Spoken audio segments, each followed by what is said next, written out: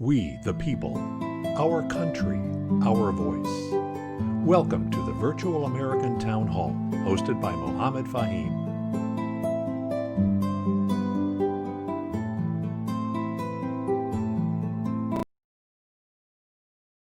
Let's get started. And good evening, folks. This is the Virtual American Town Hall, and I am your host, Mohammed Faheem, with my co-host, Pastor Lawrence Blackful Jr., sitting in his new studio. We welcome you all. This is the last show of the year 2020. We started October 1st, and we have done about 9 or 10. I guess with this one, it will be about 12 episodes of this show for you. This is your show. We want you to come in and talk. We want you to bring in ideas. We want you to bring in solutions to the problems that you're seeing around us. But on this particular episode, we wanted to spend some time talking about the blessings that 2020 brought us. The biggest blessing that I could think of right now, I'm looking at these 5 people here, including me, who did not know each other, you know, till we started meeting on this forum. And, Pastor Blackful and John I have known, Pete I have known, but you guys didn't know the rest of the group. That's a blessing. We have met good people. We have met people with good intentions, with good hearts, who want to give back to this country that we call home. That is one blessing that I could think of. The very fact that I can sit here and talk to you without having a mask on my face or coughing into my armpits or whatever, that is a huge blessing. Mhm. You know, these are things that we take for granted. I was reading about a close friend of mine today who is literally gasping for air. He's on a ventilator, not expected to survive. Just think about the great things that we have been given by God and just give thanks. And there is so many other things, so many other things. I mean, you switch on the light, light comes on. You turn on your tap, your water comes on, your hot water comes on. Guys, till you have lived in a country where the lights are off half of the time, you don't understand and appreciate what you have in this country. And I'm talking of, some of the bigger things, some of the smaller things. When I finish over here, I can go get up, you know, get a drink of water, clean water. How many people can claim to do that? 90% of people in the world don't have access to clean water. You know, I'm stepping outside, I can breathe fresh air. Again, how many people can do that? These are things that I'm thankful for. Got a great family. My wife and kids are healthy. They are well educated. They are on their way up in the world. What else can I ask for? The rest of the things are immaterial. Yeah, wealth comes, wealth goes. The most important thing is family and health and friends. And I'm thankful that you guys are there for me. Awesome, awesome, awesome, Mohammed. Um, I concur with all those things that you have shared. I too have been blessed in 2020 in so many ways. When I look at where I come from and where I am today, um, and I look at many uh, that I grew up with, went to school with, lived around, um, and our our paths, in many cases, in most cases, um, they look totally different. But for the grace of God, it would be me. I've never uh, I've never been to prison. Uh, I have an awesome family, children and grandchildren, a beautiful wife, a home we live in, a congregation that I pastor, a community that I serve. And on last week, I wasn't able to be with you all. because I was just exhausted. And the reason that I was exhausted is because I spent the day with our team and many volunteers gathering and organizing toys and gift cards for families to get meals. Uh, and we went out to the hotel where we are housing a number of families with children. And I got a chance to dress up as Santa Claus and walk into the hotel and to see the joy and the excitement on these children's face when I walked in. And I had this one little girl, I'll never forget her face, I'll never forget her name. Her name is Victoria. Victoria is 2 years old. Victoria doesn't realize that she's homeless. She's living in a hotel because we, along with those that support our work in our ministry, our community center, those resources help to provide that hotel stay for her family. But she came running up to Santa and she was just awestruck. And she wouldn't let me go. She held my leg. She rubbed my beard. I mean, and that right there, it really grabbed at my heart.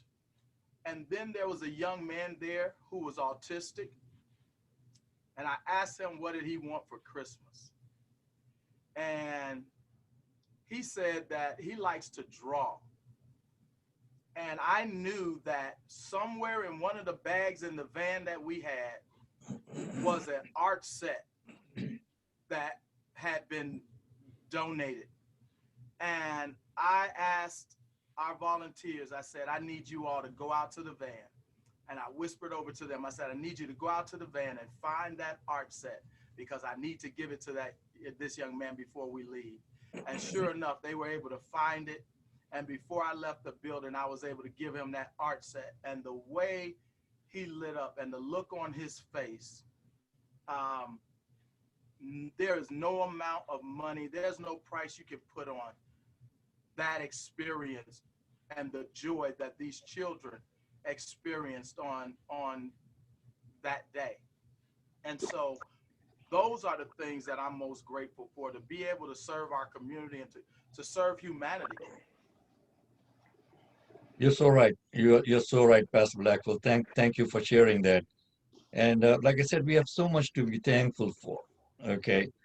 Yeah, I mean, politics aside, pandemics aside, just the fact that we are able to sit and talk to each other like this, Yes.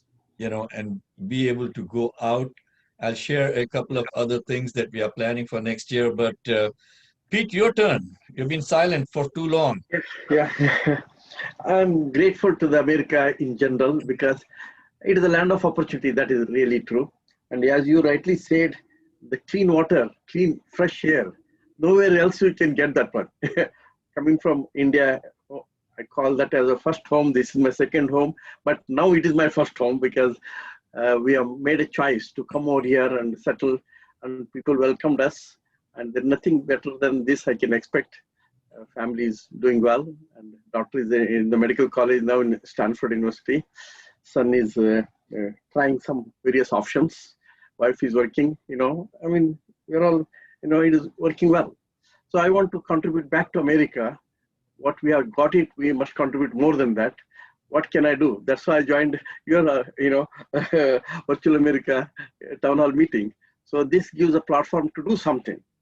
Everybody may not be standing for election, but at least we can support somebody who's standing, who can do something there.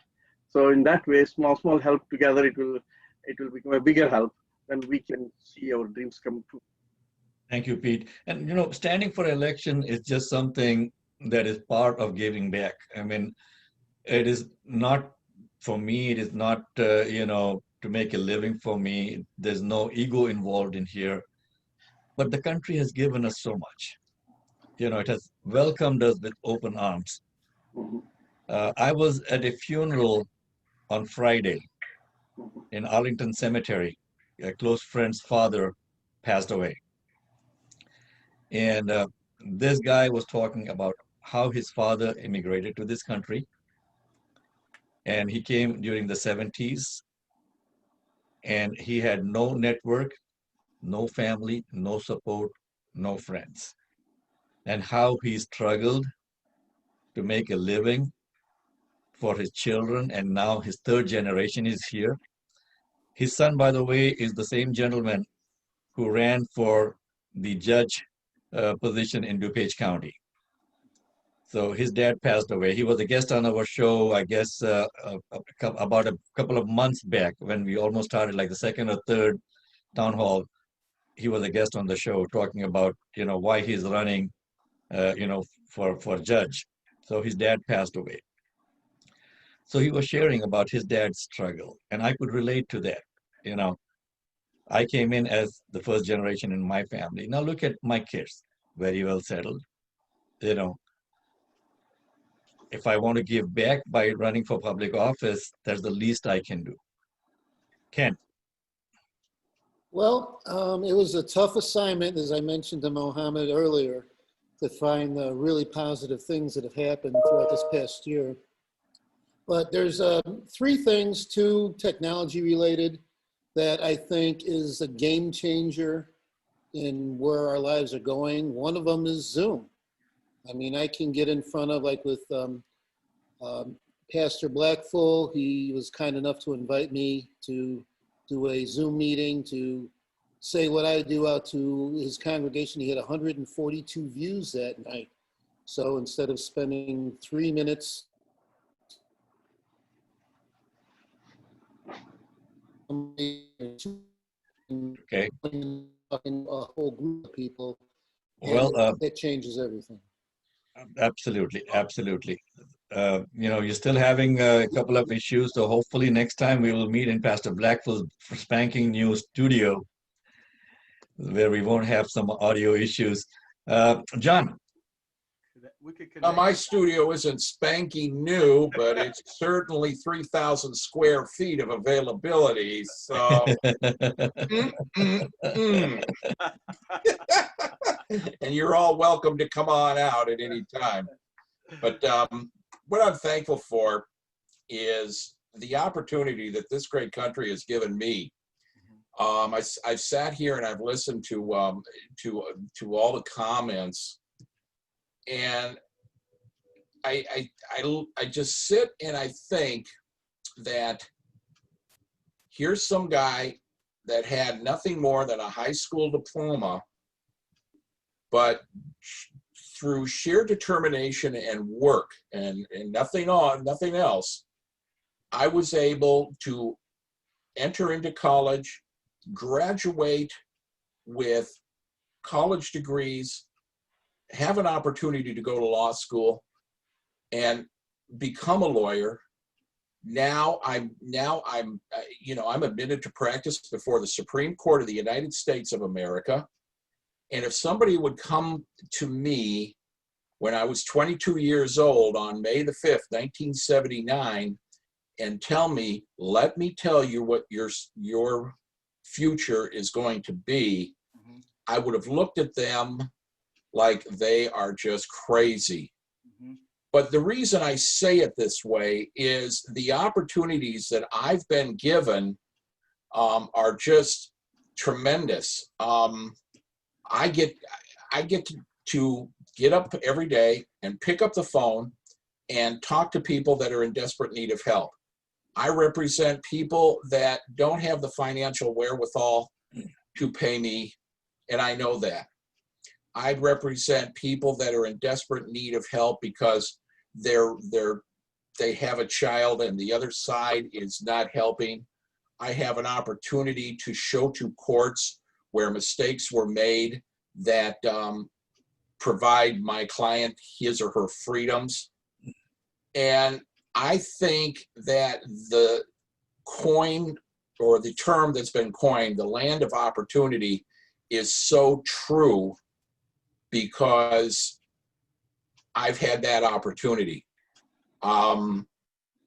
Just out of my mind, I sit here and I think to myself, Well, I want to create a new company. Because I have that knowledge, I can create a company. I can create a corporation. I can create a company. I know how to do all the things that are necessary to do that because of my experience, because of the training, because of the ability to utilize what's out there and available to people. So I'm really thankful for that. It sounds a little corny, like I'm beating the drum, but I'm really not. You know, my goal at 22 was to become a police officer and be a good police officer, and that was my goal. I mean, that was the goal, and I had achieved my goal, and there I was. And then all of a sudden, things took a couple turns, and I realized that I may need a little bit more, and that's when I went back to work, and in 8 years I achieved 2 associate's degrees, a Bachelor of Arts degree, and a Juris Doctorate in law. I was a man on a mission to achieve, and I got those opportunities. So yeah, I'm grateful for living in this country, and I truly do call it the greatest country in the world. So that's what I'm grateful about. That, and I got a wonderful family. My daughter just signed her next contract in Japan for teaching children English there. My one son is flying high as a regional manager for Temper Certa. My other son is getting to be a muckety muck in Dell down in Texas. So yeah, and I've got my health. So Yeah, I know the challenges that you had on the health issue, John. So, you know, thank God so much that you have your health, and you are here to guide us, you know, into achieving some things for the community as a whole. You know, speaking of that, folks, we have Pastor Blackful. We have 2 COVID-19 testing dates and sites set up now. Ken has set up one for January the 3rd, which is a Sunday. And we'll be sharing information that is going to be roughly in which neighborhood, Ken? It's going to be in Frankfurt. If you look on the map and look at the southwest corner of Cook County, it's just a couple blocks south of that. Okay. And the other one is going to be in Addison, right off of Swift Road and Army Trail Road on January 10th, which again is going to be I think it's either a Saturday or a Sunday. I'm going to be confirming the exact day. But there is an apartment complex over there, and the team is going to be out there from 10 o'clock in the morning till 4 o'clock in the evening. And so those are the first 2. Pastor Blackful, if you would like to set up anything, we're looking at the 17th. The 17th. Yes, we're looking at the 17th, but we're trying to determine which location we're going to do it. And we're actually talking with our police department because one of the streets is blocked off right now. And so what we want to do is have that street opened up so that there'll be a smooth, easy flow both in and through our parking lot and then out in a way that it doesn't congest the neighborhood. Wonderful. And if you could send me, you know, your logo or any information about the organization, then, you know, we can have a flyer designed with your information and contact on it that you could share electronically. And also, you know, we are designing some press releases that you could share with the local press. And hopefully, you know, people will start getting advantage of that. I'm planning on doing things in Plainfield also, but I was waiting for the holidays to be over, and so hopefully we will see a lot more action. Another thing that we are going to be doing as a you know, my nonprofit American Muslims Assisting Neighbors, we will be launching 2 more programs. The masterclass with Mohammed Faheem for job seekers that I've been telling you guys about. We're going to be launching that on the 7th which is 7th or 8th. Again, I'm looking in January, the second Friday of January. So it'll be a 2-hour masterclass on all the stuff that I have learned and I share in the webinars that I do. For the past 8 years, I've been doing those webinars. So free information every week. And the third thing, which is very exciting for me, is I was listening to the news that because of COVID and in-home schooling and the disruption in the school year, especially for people in the minority communities, the studies are telling that the students are going to be 1 year behind when regular school starts, which is going to be a terrible thing. So we are recruiting people from the community to actually offer free online coaching for these students who are going to be going into next year underprepared. So that is another program that we are launching on behalf of Aman.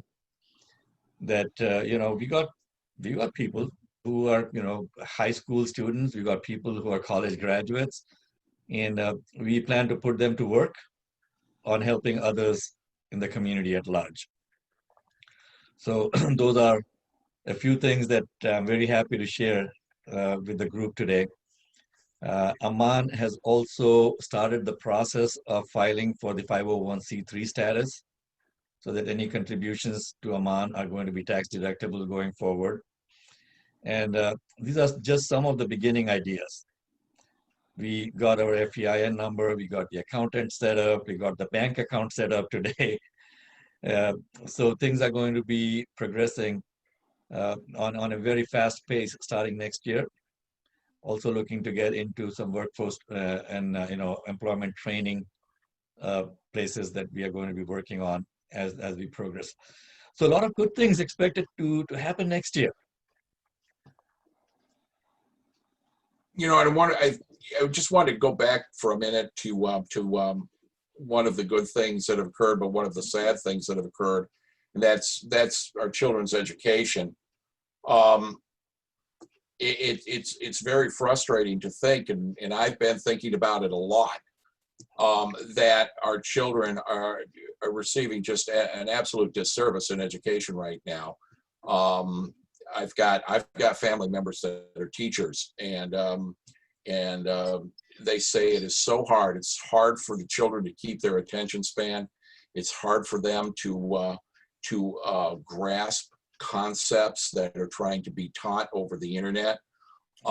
It's the frustration level that we have seen within this little group when one of us starts to have glitch problems with the Zoom system. And don't get me wrong, that's this is just absolutely marvelous that we can reach out and talk like this and share. But it is a huge disservice to our children, because we've got children that started in school as juniors, and now they should be, come June, they should be going and matriculating into their senior year. But there's going to be a whole bunch of administrators going, well, how can we do that? How can we do that when we know that they're all behind 1 year? Do we just graduate them, push them forward? And what do we do about the children that are coming into the school and starting the program? What are the machinations for what we're going to do with this situation? And quite frankly, I don't have the answers. And I just think that the kids have really had that the COVID pandemic has hit them very hard, because everything that they would normally have had in their school curriculum, such as after school activities, sports, and everything else, has been completely withdrawn because of the COVID. And it's just a shame. And where are we going to go with our children that are a year behind? Are we forcing them to retake their junior or sophomore or freshman year? What are we going to do? And I haven't heard any answers. And this is the first time I've had an opportunity to even speak up as to what the problems are. And, I'm sure the kids are talking about it. I'm sure the kids are talking about it very much to their parents. And it wouldn't surprise me if they don't become very vocal right around June. Well, Ken, just think about it. Have you heard any of our elected representatives bring this up in any way, shape, or form as a concern and any kind of a solution? I haven't. So, I'm not aware Solution is get of, everyone vaccinated and get back on track. yeah, I mean, and they're Once, fighting with that also. Okay, they're fighting with that. one you know. small silver lining in this COVID thing, a Mhm. statistic I'll give you guys if you haven't heard it. The amount of CO2 emissions this past year has dropped by 17%, which is completely unheard of. And hopefully, as people are seeing they don't have to drive 3 hours to work every day and they can do stuff remotely, and that'll help at least for the environment for our children going forward to some extent. That is tremendous to hear. I hadn't heard that, but I would assume, and I hadn't thought about it, but I would assume just by my own lack of travels, we'll call it, that the CO2 emissions would go down, because when court was in full session and it was normal, I was covering 2 or 3 different court buildings in a morning, and that may be 45 or an hour apart from each other, and I'd have to hustle to get from one place to the next to service my clients. So that is tremendous that we've had this kind of a result, only because everybody's working from home now. Wonderful, wonderful. There's always a silver lining to any catastrophe. Okay, let's look at those silver linings. The other thing that starting next year, obviously, we just went ahead, and one of the things that I like to do is I like to jump into things. Sometimes you just sit and plan and plan and plan, and you revise your plan, you finish your plan, then you refinish your plan, nothing gets done. I like to jump in, and the Chicago Cook Workforce Partnership CEO, Karen, is a wonderful person who I respect quite a bit. So when this workforce consolidation was happening in the Cook County area, we had 3 workforce boards: the President's Office of Employment and Training, the Workforce Board of Northern Cook County, and the Chicago Mayor's Office of Workforce Training. So they all got consolidated into this standalone nonprofit. There was a lot of people saying, "Oh, you can't do that, you can't do that, you're speeding things through." Karen Norrington Reeves is the CEO of the Chicago Cook Workforce Partnership. Wonderful, wonderful person. Karen got up in front of the whole group one day and said, "Folks, the train has left the station. We will be laying the tracks as we go. And whoever wants to come on, you're welcome. If not, get left behind." And in the last 4 years now, since this happened, the the Chicago Cook Workforce Partnership has become a force to reckon with. Pastor Blackful is aware of who I'm talking about. So sometimes you just got to go and do things, and lay the tracks as you go along. Speaking of that, laying the tracks, Pete has been working quietly behind the scenes, and he has sent me a whole thing here that I've printed out. These are suggested topics for what we want to do next year on a weekly basis. I am going to be sharing this with you folks so that we can come prepared with some ideas about some of the topics that Pete is talking about. Pete, thank you so much for coming up with this list. Obviously, like any good business plan or any good plan, we are going to be seeing that this can be modified and to fit current situations. Hey, a question I alluded to last week, and since I've met you, Mohammed, I respect you and your opinion. I think you're a really sharp guy. And you mentioned you're running against Ravi for the 8th District congressional seat in 22. Now, if you're still doing that, now, I just have to admit one thing is that as a representative from Illinois, I've been pretty impressed with Ravi. So are a lot of people. Okay, Oh, but battle, because you have yeah, national recognition and everything else. So absolutely. what's your main difference between you and him? I'm glad you're asking that. First off, his name is Raja Krishnamurthy, not Ravi. So, you know, a lot of people, No, he'll just I call. know that, but I Yeah. can't pronounce that half the time. Okay. So I just don't know if it's easy to say So out. here's the thing, Ken, why I'm, you know, putting my hat in the ring. At the national level, he got a lot of recognition during the impeachment hearings. Right. Now, this is going to be his third term in Congress. He spent 2 terms in Congress already, right? 4 years. If you look at his performance record as to what has he done for the district, you will see a huge difference between what he has done and what I have done without being in any kind of, you know, power at the congressional level. I'll give you a couple of examples. During the first term, and we are not talking of the second term, during the first term, he sponsored or co-sponsored 87 bills.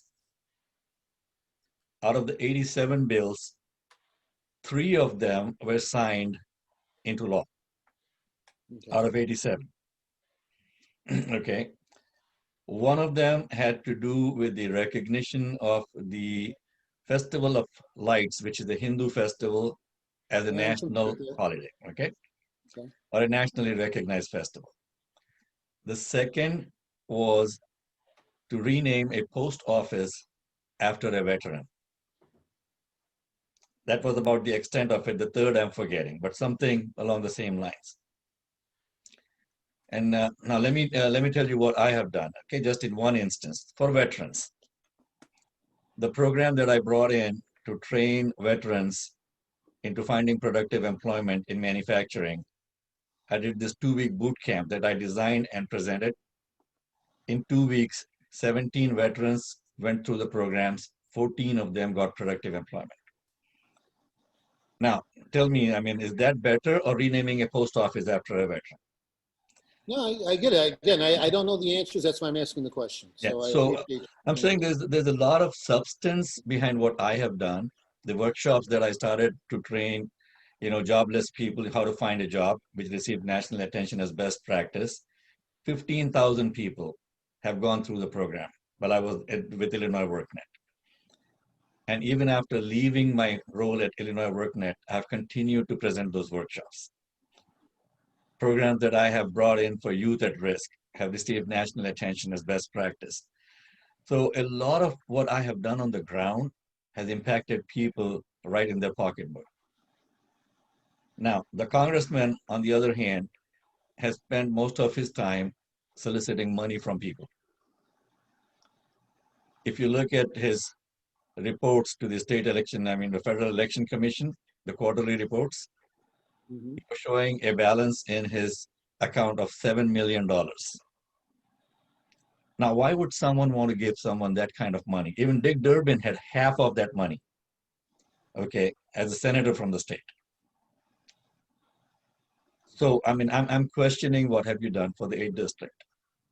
If people are paying you that kind of money, 8 of his top 10 contributors have been pharmaceutical companies or their agents. Really? Okay. Yes, sir. And this is public record. I'm not making things up. Okay. And this was during the first term. We haven't started digging into his second term yet. But like I said before we started, you know, 90% or more of his investments in a mutual fund that he's contributing to is in Japanese manufacturing companies. So who are you representing, Congressman? That is my question. I think I can do a much better job of bringing, you know, economic stability and viability, and especially now with the economy tanking as we go into 2021 and 2022, there's going to be a lot of challenge.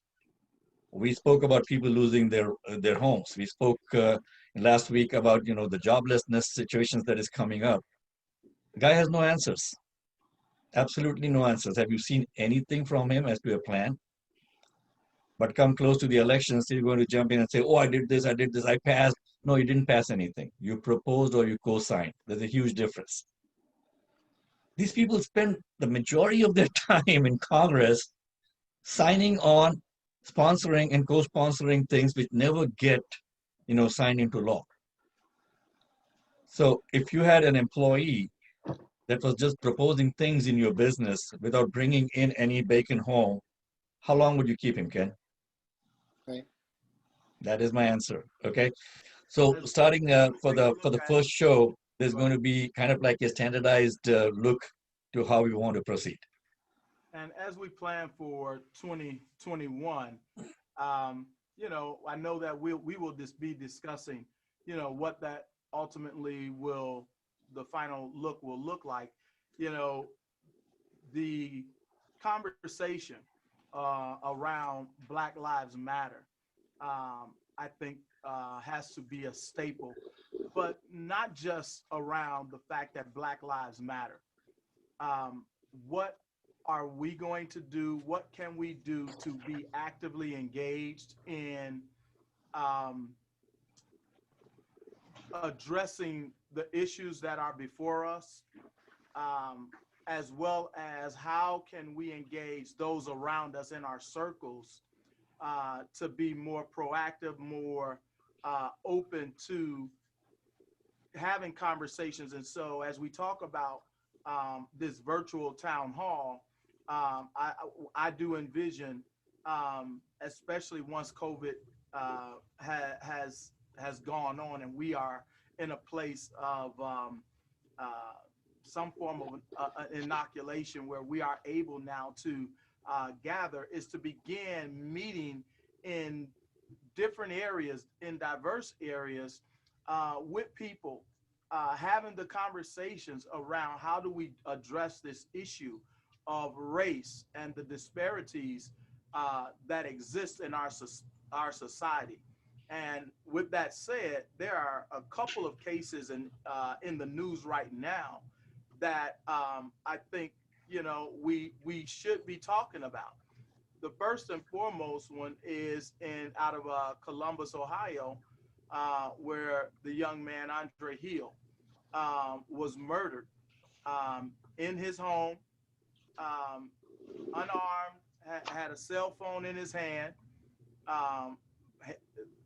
and yet he's dead.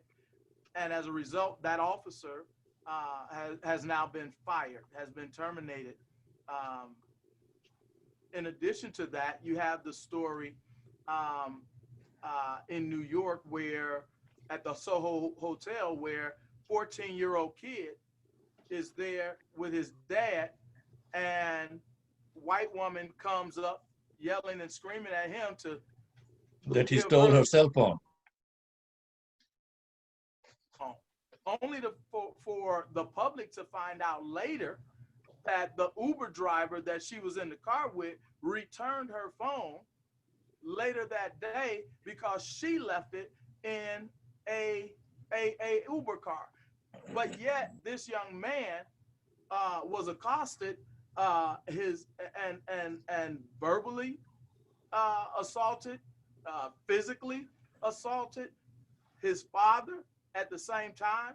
And the manager of the hotel, again, didn't help the situation by asking this young man to give up his phone, show his phone, or prove that his phone is his phone.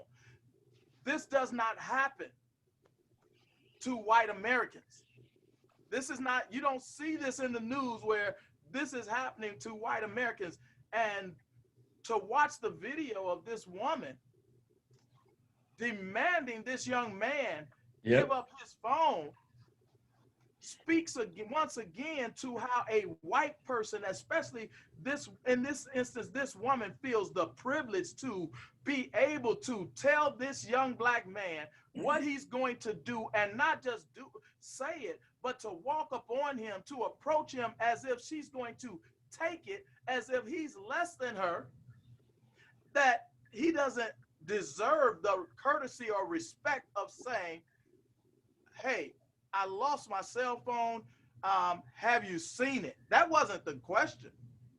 And so it's this kind of thing, if it's not recorded, if it's not on tape, and if his father wasn't present, what could have happened to this young man? What would have happened? I could tell you what would have happened. If his father was not present, that manager and that woman would have got that phone from that young man. They would have, if they wouldn't have physically taken it, they would have threatened him by calling the police and put so much fear in him that he would have handed his phone over to them if his father was not present. It is going to be it is going to be a continuing effort, Pastor Blackful. Not just Black Lives Matter, in general, the kind of poison that has seeped into the American psyche. I don't know, have you guys heard of? This is not something that has seeped into American psyche. This has been here for years. This is the same thing that happened, to Emmett Till. Well, I'm talking about I'm talking about this young black man did something and he lost his life as a result of it. Right. No, I'm talking about a slightly different thing when I say the American psyche. Mm-hmm. Have you guys heard who John Catanzara is? No. No. John. No. John Catanzara or Catanzara, I don't know how to pronounce his last name, is the president of the Fraternal Office of Police in Chicago. Oh, yes. I know who he is. Now that you say that, absolutely, I know who he is. And he had a statement on Facebook calling all Muslims are terrorists and they should be shot. Right. Yes. This and is he the stood president. by his statement. Yes, sir. So that is the poison that I'm talking about that has seeped into the American psyche. That, we need to talk about these things. We need to show a light to where these cockroaches, for lack of a better word, are exposed to the rest of the country, that you can't do that anymore. You can't do that anymore. Here we have been, quietly contributing to everything that we could. And for the head of the Fraternal Office of Police to come out and give this statement and stand by it. Right. I do want to say, I don't want us to fall into the trap of the name calling, because it's enough of that out there already. And I would like for us to be above that. And as much as it frustrates us, it is my hope that, as we express ourselves, that we're able to do it in a way that we don't cause more harm than good. Ken. Lawrence, I totally feel your pain, but I have to say, I think there's a sea change in the whole attitude, and especially because of Black Lives Matter. If you had noticed, like back in the 60s and when all the race riots were going on, the people protesting were basically all black. Now you're seeing a diverse crowd of black and white and people that are saying what's right and what's wrong. And I think as time goes on and the Well, there he goes. He freezes up again. Taking pictures. Okay. Okay, what I was saying is, in today's society with cell phones taking pictures of this stuff, it frustrates the hell out of me to see people acting like this. And it's ridiculous. And I'm thinking that, especially as the youth is coming and getting older and everything else, that a lot of these problems just generationally are going to shift to where people respect each other a lot more. And it's way too late for that to be fine, but I think we're going at least a little bit in the right direction on that, and I hope so anyways. Yeah, and the younger generation coming up, guys. You are a little bit more optimistic and hopeful than I am. I'm cautiously optimistic that things are getting better, will get better. But the facts on the ground and the reality that we're seeing is, even with the emergence of digital technology, body cams, as well as mobile devices, you are having these things available, and yet it's not changing the behavior of individuals. And that is the problem. And I think that one of the things that's happening right now is Attorney Crump is asking the Cy Vance, the prosecutor in the Southern District of New York, to press charges against this woman.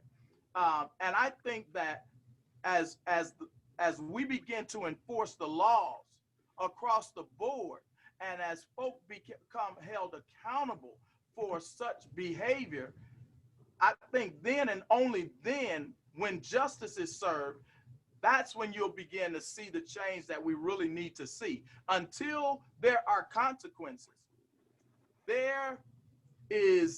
until there are consequences for this kind of action, nothing's going to change. If folk don't feel it, with their liberties being threatened, their freedom being threatened, or their finances being threatened, then the behavior will continue, because as long as it's Black folk on the receiving end, it seems to not be as important. And that has to change. And that has to change. Well, we got our work cut out for us, Pastor Blackful. We got our work cut out for us. At least we have, we have a medium that we can talk about these things, which is so important, and not to sound too negative about life in general, but just look at what happened in Nashville, okay? Yes.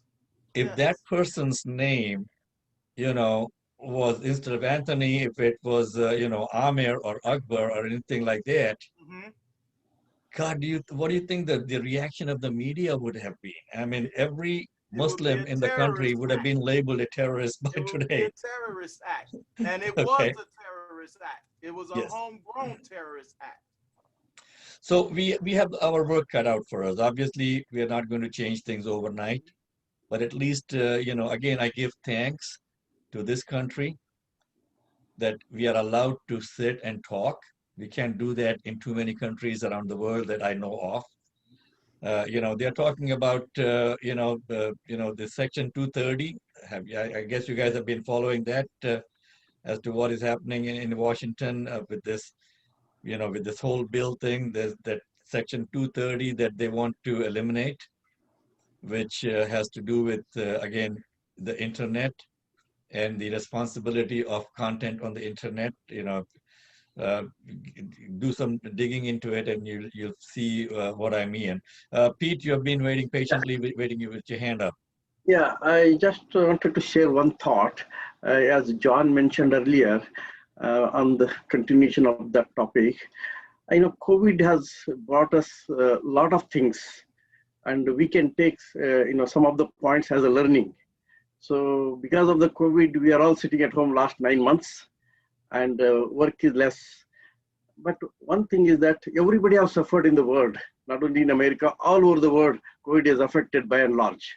Not New Zealand and Australia, Pete, come on. But I mean, majority of them. Okay. So what I feel, fundamentally, we are in the 5th industrial revolution. So work is reducing, automation and other things are happening. People are also, after COVID, may not come back. So this is the time to think about way of life. So we have never thought, how do we change our way of life? Past way of life is work hard, earn more money, and be more materialistic and spend it. So any amount of money we earn, our needs are go on increasing, so we become greedy. Even if you're earning 50,000, we are not happy. 100,000, we are not happy. Even 500,000, million, still our needs are increasing. So there has to be some way of balance in way of life. So, I mean, either religions have not done much work on that, or economists have not done work. So what I see, let's do from the point of time. Everybody have one thing common is 24 hours. Everybody need to sleep 8 hours. And how do we manage remaining 16 hours? That is important. If we can control that one, we can solve not only unemployment, and also the dynamics is in the family. The divorce rates are very high in America, and whereas same thing is not true in other Asian countries. And because of the time sharing, the amount of time we spend outside the home, and we come with a tired, and we are focusing on the money. So again, family split happens. Children are neglected, and first time probably children have got some opportunity to see their parents instead of sitting in front of a TV. They're at home. Parents are at home, children at home. They could You have know, converted. that is another blessing Yeah, of COVID. It has brought families yeah, closer together. yeah, With that, folks, we are almost at the yeah, end of the hour today, yeah. and I wanted to make one point on that. go ahead. So if parents would have taken little more opportunity to teach children, the tutoring and educating children is not very strong in US, and it is very high in Asian community, in Japan and other things. That's why children do well, because half of the teaching is done by the teachers, and at home they never teach. They only take them to sports and other things. That is good in a way, but at the same time, they should do an academic also. Parents also should learn and get involved in the tutoring and other thing, not just depend on outside. If we can do it, they can excel.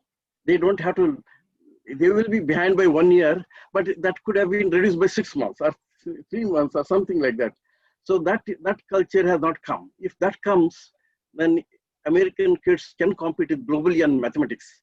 In maths, if you see always Japanese comes up or some Korean guys and other thing, why not we? So we are very good in America in the law and other things, but still we are technology-wise we are behind. Most of the technologies are brought up by the immigrants. So why not our homegrown this thing?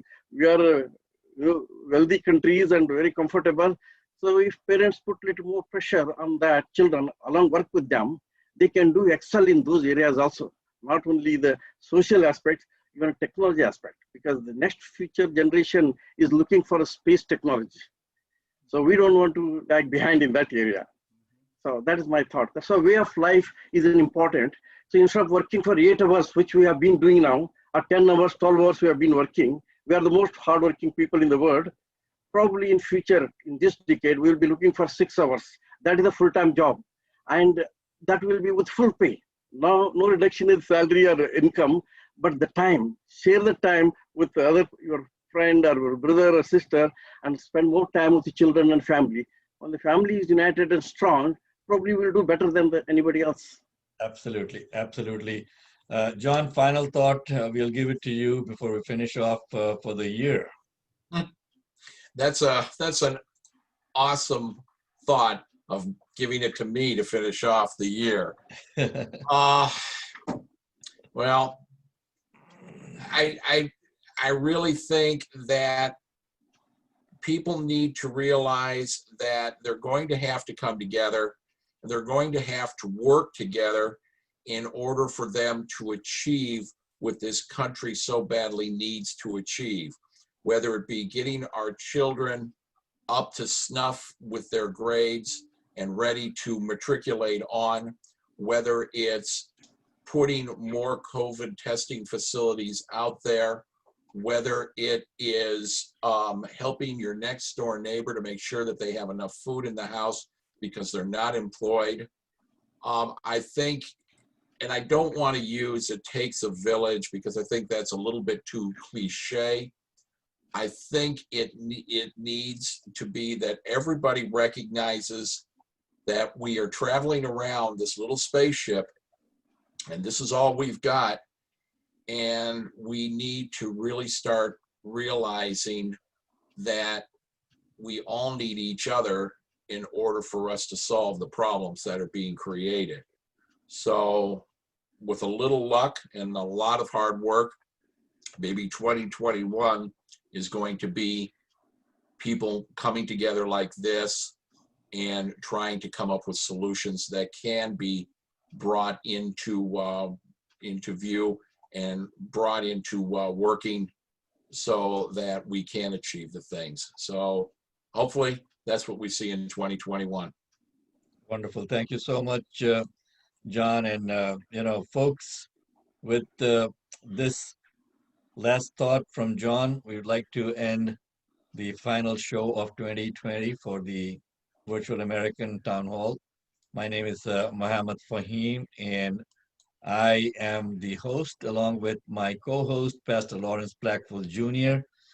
Feel free to join us every Thursday at 6 p.m. Central Standard Time. And you can go to our website, thevath.com,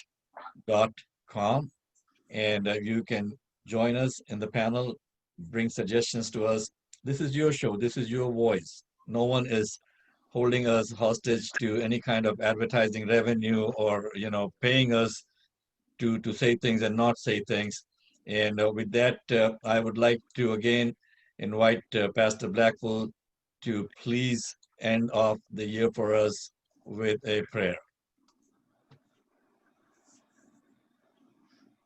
God, we thank you for this privilege that you have afforded us to come together and to share our hearts, our thoughts, our opinions, our feelings, our views on a myriad of topics.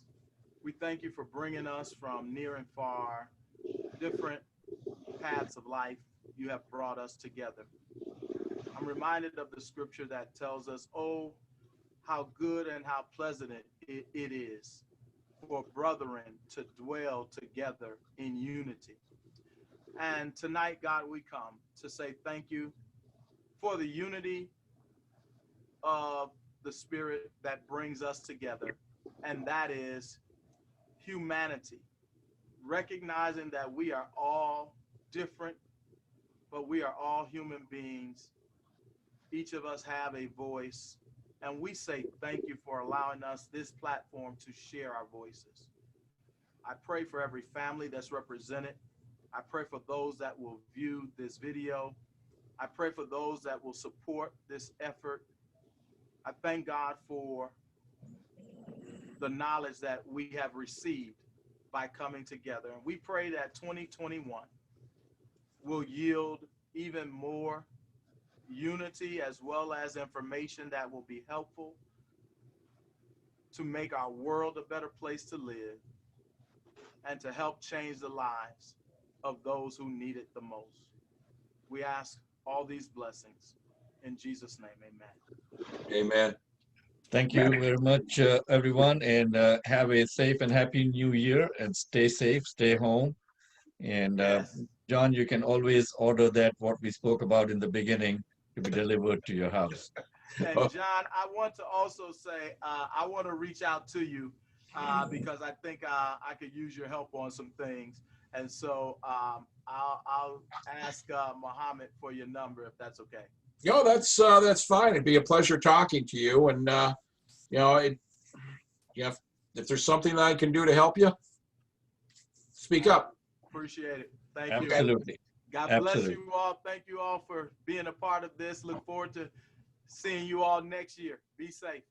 Good night. Take care. Good night. Okay, good night.